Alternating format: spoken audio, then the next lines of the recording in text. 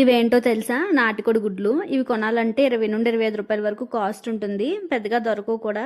కానీ మా ఇంట్లో ఎప్పుడూ ఉంటాయి. అయినా సరే మేము తినము. ఎందుకు చెప్తాను, మీరు కూడా వినండి. మా అత్త ఏం చేస్తుందంటే కోడి గుడ్లు పెడుతుంది కదా, ఒక 20 గుడ్లు అయ్యే వరకు చూసి తర్వాత పిల్లలు చేయించడానికి అని చెప్పి పట్టు పెడుతుంది. ఈ 20 గుడ్లలో ఒక 9 గుడ్ల వరకు పోయి 11 లేదా 10 పిల్లలు వస్తాయి. ఈ పిల్లల్లో ఒక 1 వీక్ అయ్యేసరికి తెగులు వచ్చి లేదా కొనుక్కుతూ 2-3 పిల్లలు చచ్చిపోతాయి. మా ఇంటి చుట్టూ పొలాలు ఎక్కువ కాబట్టి ముంగిసి వచ్చిందంటే వరుసగా ఒక 3-4 పిల్లల్ని కడుపులోకి వెళ్ళిపోతాయి.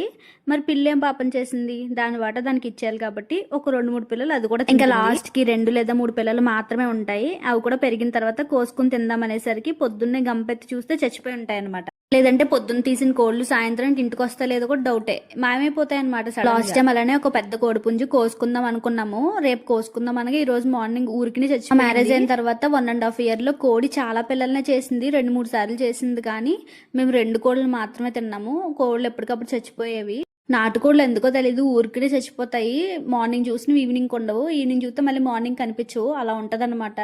వాటి బిజినెస్ కూడా చాలా రిస్క్ తో కూడింది, అందుకే లాస్ అయితే ఎక్కువే లాస్ అవుతుంది. ఈ సైడ్ నాటుకోడి ఎగ్ కాస్ట్ ఎంత ఉంది చెప్పండి? ఈ నాటుకోడి ఎగ్సే కాదు, కోళ్ళు కూడా చాలా కాస్ట్ ఎక్కువ ఉంటాయి.